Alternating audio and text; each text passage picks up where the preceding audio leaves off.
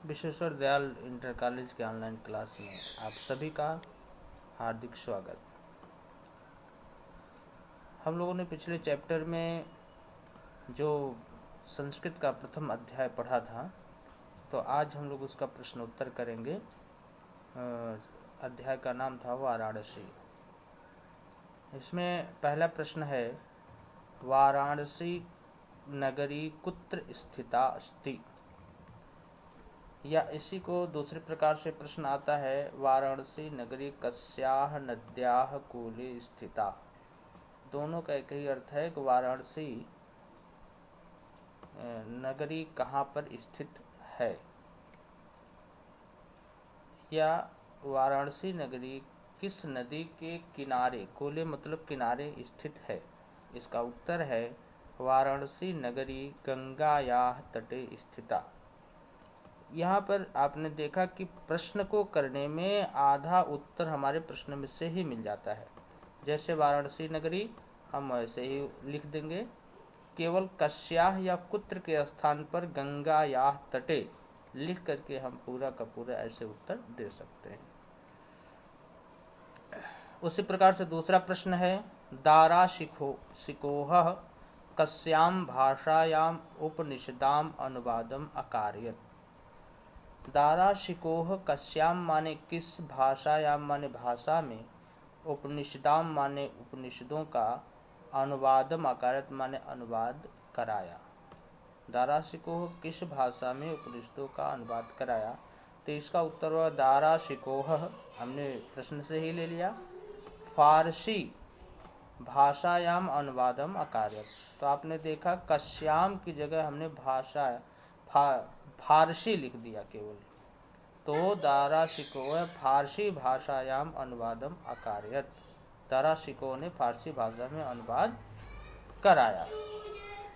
अब इसी के साथ हम लोग अगले प्रश्न पर चलते हैं। तीसरा प्रश्न है, वाराणस्याम कति विश्वविद्यालयाः सन्ति। कति माने कितने, वाराणस्याम माने वाराणसी में, वाराणसी में कितने विश्वविद्यालय हैं।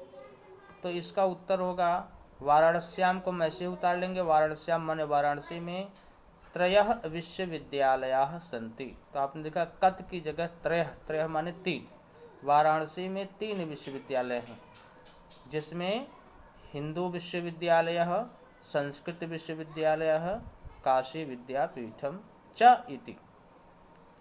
चौथा प्रश्न है, दारा शिकोह कुत्र गत्वा भारतीय शास्त्राणाम अध्ययनम अकरोत्।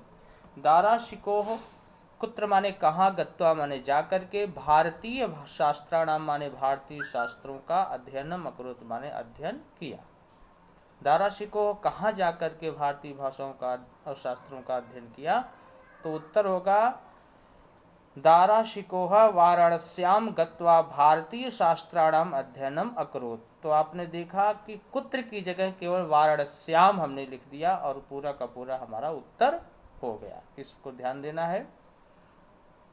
फिर पांचवा प्रश्न है, वाराणसी नगरी कस्य केंद्र स्थली अस्ति, या इसी को दूसरे प्रकार से पूछा जाता है, वाराणसी कस्याः भाषायाः केंद्रम अस्ति। वाराणसी किस भाषा का केंद्र है, तो वाराणसी नगरी संस्कृत भाषायाः केंद्र स्थली अस्ति।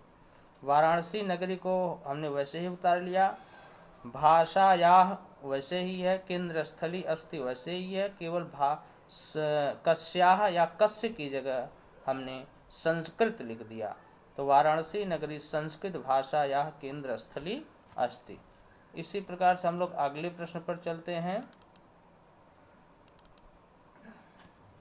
प्रश्न नंबर 6 है, वाराणसी नगरी केशाम संगम स्थली अस्ति। वाराणसी नगरी किसकी केंद्र स्थली है, किसकी संगम स्थली है, या का नगरी विविध धर्माणाम संगम स्थली अस्ति। कौन सी नगरी विविध धर्मों की संगम स्थली है। ये 2 प्रकार से प्रश्न पूछे जाते हैं। दोनों का उत्तर है, वाराणसी नगरी विविध धर्माणाम संगम स्थली अस्ति। तो आपने देखा वाराणसी नगरी को हमने वैसे ही उतार लिया, विविध धर्माणाम, विविध धर्मों की संगम स्थली अस्ति, ये हमको प्रश्न से ही मिल गया। तो इस प्रकार से हम लोग केवल एक शब्द या दो शब्द का विस्थापन करके हम अपने संस्कृत के पूरे उत्तर दे सकते हैं। फिर 7वां प्रश्न है, कुत्र मरणम मंगलम भवति। कुत्र माने कहाँ, मरणम माने मरना, मंगलम भवति माने मंगल होता, कहाँ मृत्यु प्राप्त करना मंगल होता है। तो इसका उत्कुत्र की जगह वाराणस्याम लिख देंगे। वाराणस्याम माने वाराणसी में, मरणम मंगलम भवति वाराणसी में मृत्यु प्राप्त करना मंगलकारी होता है। उसकी प्रकार से 8वां प्रश्न है, वाराणसी किमर्थम प्रसिद्धा। किमर्थम माने किस लिए, वाराणसी प्रसिद्धा माने प्रसिद्ध है। वाराणसी किस लिए प्रसिद्ध है, तो उत्तर होगा इयम नगरी विविध विद्या कला नाम संस्कृत भाषा या संस्कृतेश कृतेश प्रसिद्धा।